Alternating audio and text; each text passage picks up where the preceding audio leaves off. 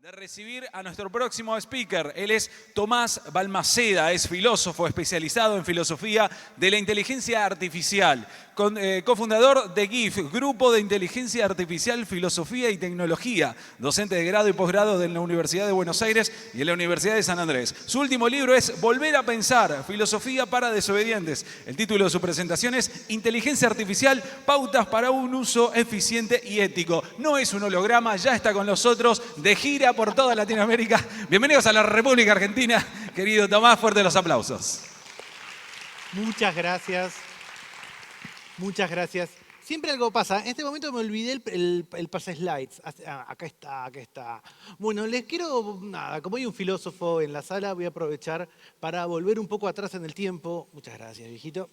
Para volver un poco atrás en el tiempo, puse ahí la imagen de un tábano. Este es como el test de ser provinciano o no. Yo soy provinciano. ¿A quién de acá lo picó un tábano o lo jodió un tábano? Bien, bueno, el resto son unos porteños. Los queremos como son, pero todas las cosas que en el exterior se dicen de los argentinos se dicen de los porteños. ¿Viste? Cuando te dicen, son re grandes. Bueno, no importa. Les digo lo que es para los porteños un tábano. Un bicho de mierda, un insecto insoportable, cuando te pica realmente te hace doler un montón y es gigante, es muy grandote y te molesta incluso a la hora de la siesta. Yo soy del norte de la provincia de Buenos Aires, cerca del Delta, y era un drama. Los tábanos tienen una larga historia en la provincia de Buenos Aires, pero tienen sobre todo una larga historia en Atenas, 2500 años atrás, la cuna de nuestra civilización. Atenas, esa gran polis. Y tenemos a Sócrates, ahí lo tienen representado en una distinción, una ilustración clásica, un busto sobre Sócrates, y él mismo se presentaba como un tábano, como alguien que venía a romper las pelotas, que venía a molestar. Entonces, la pregunta que traje para el encuentro de hoy, para este ratito que vamos a compartir en esta nueva edición del Social Media Day, es, bueno, ¿qué sería ser un tábano hoy? ¿Qué sería ser un tábano en la época de la inteligencia artificial? ¿De qué manera podríamos incomodar? Porque ese es un poco el rol que tiene la filosofía, ¿no? Molestar. Entonces, lo que traje acá son justamente 7 provocaciones. Cuando digo que son provocaciones, no quiere decir que quiero pelear por pelear, sino que busco que sean cosas que un poco nos sorprendan, que un poco nos alerten y que nos hagan pensar, bueno, si efectivamente el rumbo en el cual estamos trabajando, si efectivamente el rumbo en el cual estamos llevando adelante nuestros proyectos de inteligencia artificial, o tal vez la manera en la que mi compañía, mi empresa o mi startup está llevando estos proyectos de inteligencia artificial, tienen sentido o no. De vuelta, la función es molestar. Y me gustaría terminar este ratito con ustedes haciéndonos una pregunta, que me parece que es la pregunta que pocas personas se están haciendo y que es central para el desarrollo de la inteligencia artificial. Por último, el filósofo, la filósofa que es un tábano, viene justamente a impedir que nos durmamos de la siesta, como les decía. Y hay algo relevante con respecto a eso. ¿De qué manera puedo yo convencerlos de que tenemos que volver a pensar algunas cuestiones, imaginarnos de nuevo algunos de los fundamentos con los cuales estamos llevando adelante nuestros desarrollos de inteligencia artificial? Cuando pensábamos en cómo puedo yo justamente crear o acercarnos a una inteligencia artificial que sea eficaz, que sea eficiente y que sea ética, creo que lo primero que tenemos que pensar, la primera provocación que les quería traer hoy, es entender qué significa exactamente eficiente. ¿Qué va a significar para nosotros eficiente? En general pensamos que eficiente es algo que cuando tengo ciertos recursos los utilizo de la manera que me permita generar la mayor ganancia. ¿Okay? Una manera de hacerlo. O que logro la mayor cantidad de productos o que logro la mayor cantidad de resultados con el contenido material que tengo. Esa definición de eficiencia es una definición de eficiencia chiquita, miope, pequeña. Se centra en recursos y en el output de esos recursos.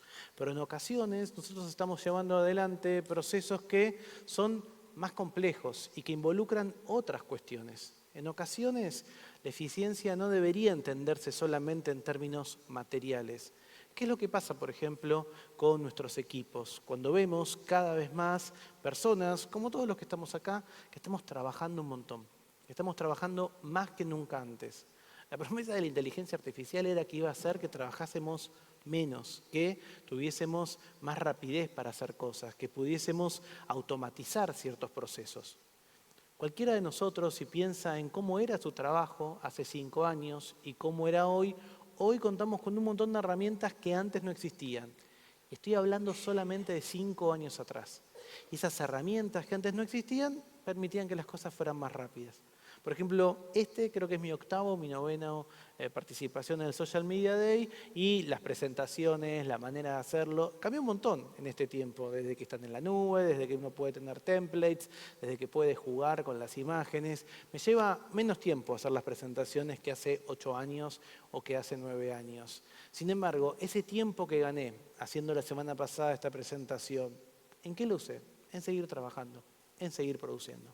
Hay algo de la definición de eficiencia que me parece que tenemos que volver a pensar, que tenemos que definir. Eso me lleva a la segunda cuestión, el segundo aguijón de este tábano, y es: ¿solamente tengo que pensar en eficiencia? ¿Solamente tengo que pensar que la inteligencia artificial me permite tener mayor productividad? Estamos viendo que la productividad no es todo y que la productividad, de hecho, también nos está dejando con un sinsabor. Hay una autora australiana que a mí me gusta mucho, Kate Crawford, que tiene un texto que se llama Atlas de la Inteligencia Artificial. Y ahí ella tiene un ejemplo revelador. Esto es muy para cuarentones y cuarentonas que me van a seguir, los más chicos googlean. Volvemos en el tiempo, 40 años atrás, 1984. Nos encontramos con la secretaria de la película Secretaria Ejecutiva, Working Girl. Si no la vieron, tienen un gran plan para esta noche.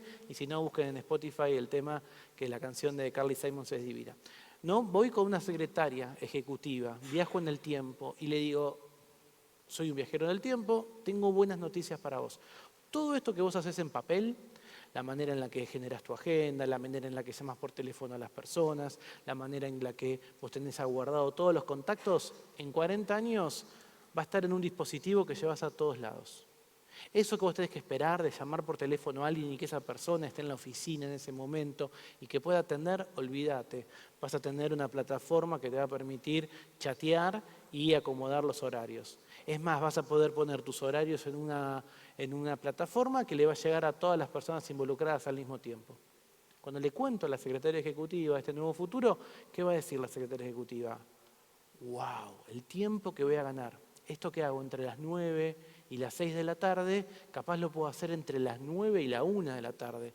Y me va a quedar el tiempo libre para poder hacer otras cosas, para estar tranquila, para descansar, para estar en la naturaleza, para boludear, para lo que yo quiera. Vuelvo a viajar en el tiempo, 40 años hasta hoy, me encuentro con una secretaria hoy, sigue trabajando de 9 a 18, pero su jefe, capaz a las 10 de la noche, le whatsappea, le pide algo. Su jefa a las 6 de la mañana, cuando va a llevar a los hijos al colegio, le pide algo y también tiene que estar atenta. Capaz le cuesta dormir porque tiene muchas tareas que hacer. No termina de disfrutar de todo eso que podría generarle la inteligencia artificial.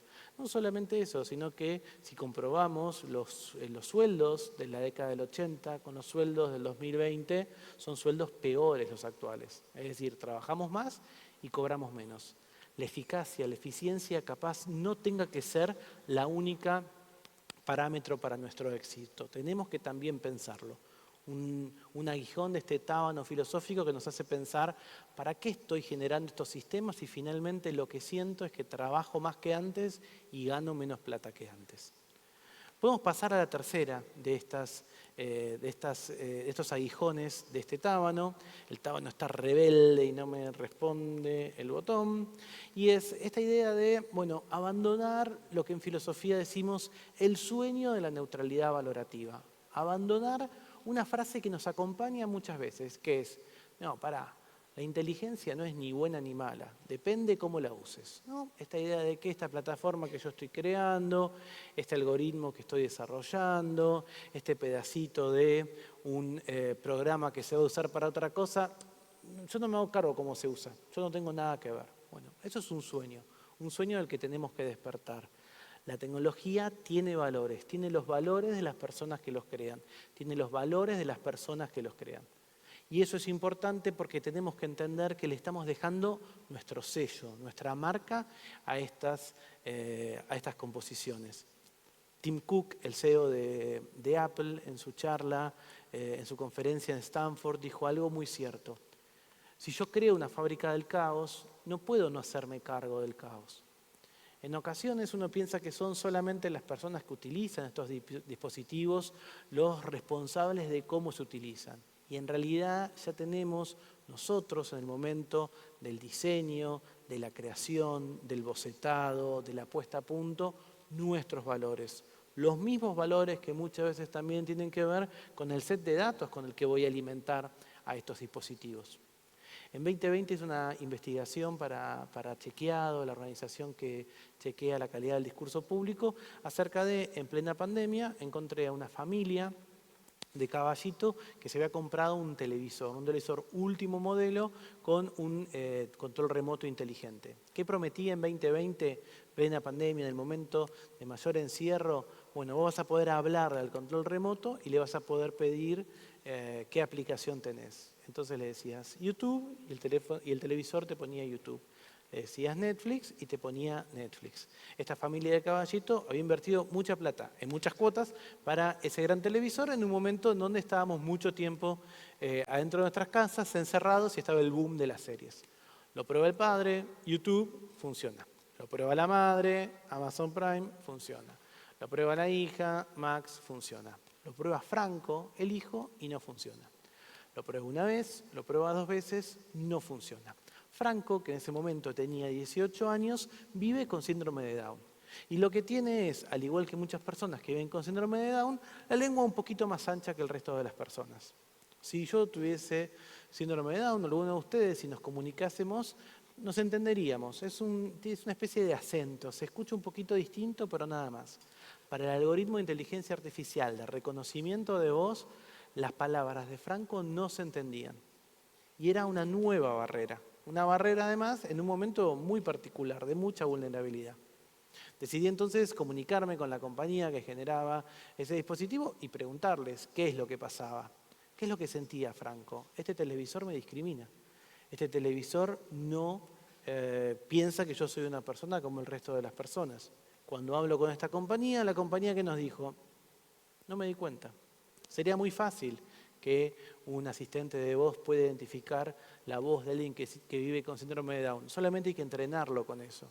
¿Y por qué no se dio cuenta? Posiblemente porque estábamos rodeados de gente que es muy igual entre nosotros. Una de las cargas que tiene muchas veces la industria del software. Son personas demasiado parecidas entre sí y no se dan cuenta que el mundo es muy variado. Tiene muchos cambios. Estrictamente puedo decir que el televisor discriminaba a las personas que viven con síndrome de Down. No, pero sí puedo decir que estaban puestos esos valores.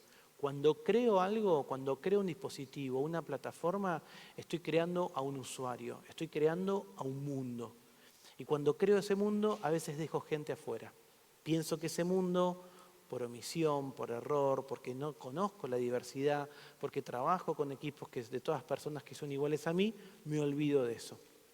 Tercer aguijón del tábano, entonces, los sistemas de inteligencia artificial tienen valores. No existe la neutralidad valorativa. Cuarto aguijón de estos 7 que les traje para un poquito sacarlos de la modorra de la siesta, luego del almuerzo y del panel. Hay 2 valores muy importantes para la convivencia democrática y para justamente tener buenos vínculos en la sociedad, que son la transparencia y la explicabilidad. Yo tengo que poder saber cómo funcionan esos dispositivos, incluso si yo no tengo conocimientos técnicos, porque puedo ser víctima de injusticia sin conocerlo. Cada vez que entro a mi home banking me sale un pop-up. El pop-up que me sale me dice, Tomás, tengo un crédito para vos. Últimamente me ofrece 4 millones de pesos. No es mucho, o sí, pero bueno, me ofrece eso. Hace poquito mi esposo me dijo, fíjate tal cosa en mi home banking, ingresé con sus datos y veo que a él le salen 6 millones de pesos. ¿Qué diferencia hay entre los 2 millones que tengo o no? Si alguno de ustedes trabaja en un banco, me lo va a decir muy fácil. No, Tomás, lo que pasa es que este algoritmo que está puesto ahí personalizó para él una oferta basada en ciertos datos. ¿Y qué datos son? Bueno, son datos secretos. ¿Por qué serían datos secretos? No, quizás no son secretos, pero podríamos decir que tiene que ver con si alguna vez dejó de pagar la luz, cuánta plata gana por mes, si tiene un trabajo formal, etcétera, etcétera, etcétera. Esa información está mal que sea opaca a nosotros, a los usuarios. Está mal que yo no pueda saber por qué un banco en el cual yo soy cliente me niega el conocimiento de por qué tengo acceso a cierta cantidad de dinero y no a otra. Estoy diciendo el tábano. Ustedes me pueden decir, che, te ofrecen 4 millones. Primero que me lo cobran los 4 millones, no me lo regalan. Te ofrecen 4 millones y te quejas. Sí, me quejo, porque justamente tiene que haber transparencia. Tengo que poder conocer qué es lo que sucede. Tengo que poder conocer cómo funciona esto.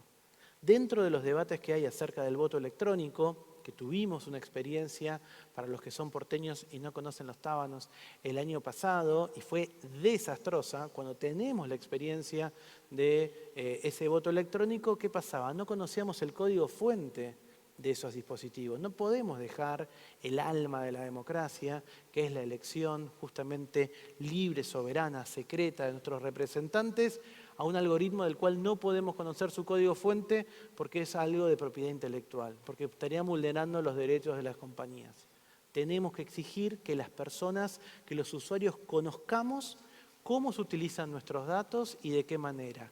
Transparencia para entender cuáles son los datos involucrados y explicabilidad. No vale decir, no, esto es muy complicado para que vos lo entiendas. No vale. Tenemos que conocer también cómo se están llevando adelante estos procesos que tanto en un crédito como a la hora de votar definen la manera en la que vivimos nosotros. Quinto zarpazo de este tábano. Tenemos que entender también en qué momento nosotros estamos dando o no consentimiento para dar nuestros datos. Hoy vivimos literalmente en el lejano oeste, no hay reglas. Cualquier cosa que tirás en internet termina en un LLM. Cualquier imagen que ustedes tomen de mí en este momento y se suba a internet va a terminar entrenando dispositivos de los cuales yo no di mi autorización y no lo puedo saber. Voy a la farmacia y me filman todo el tiempo.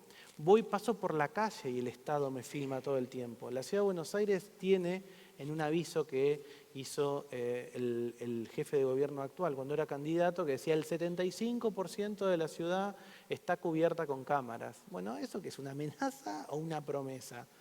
¿Es una utopía o una distopía?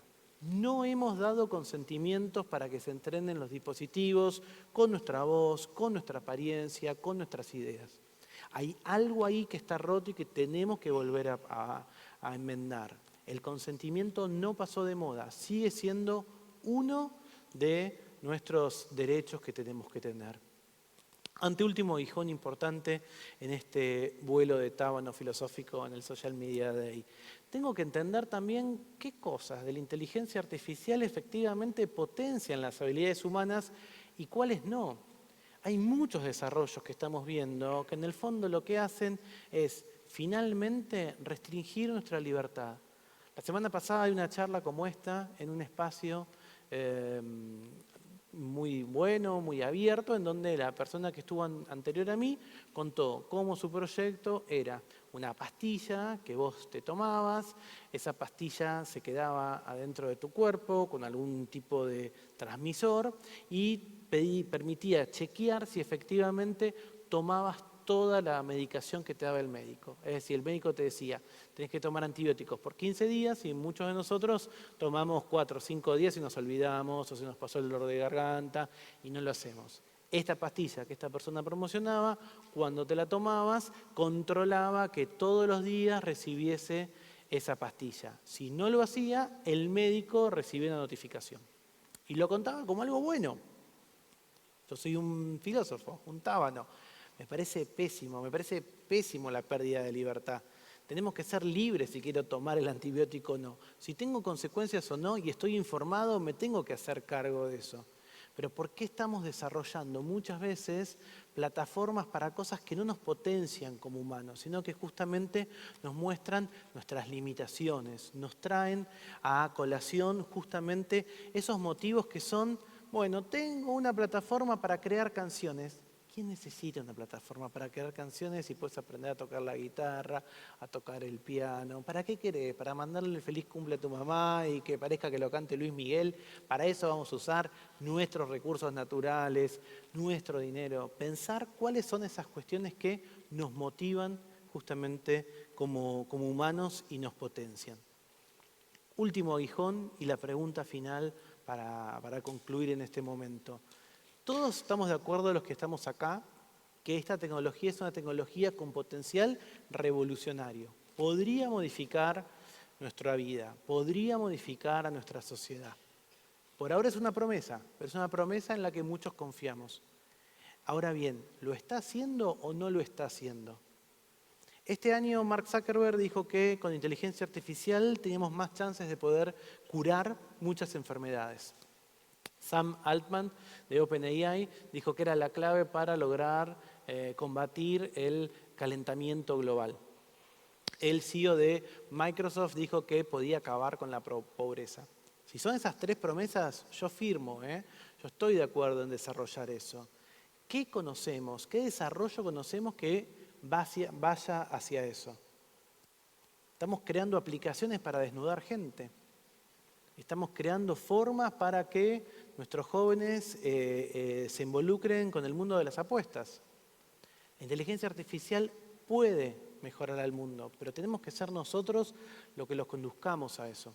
La historia de las revoluciones tecnológicas nos muestran que si dejamos que las cosas estén como están, las grandes revoluciones tecnológicas solo acrecentaron, profundizaron las diferencias, profundizaron el status quo. Y por último, la gran pregunta que para mí deberíamos hacernos a la hora de encarar estos temas.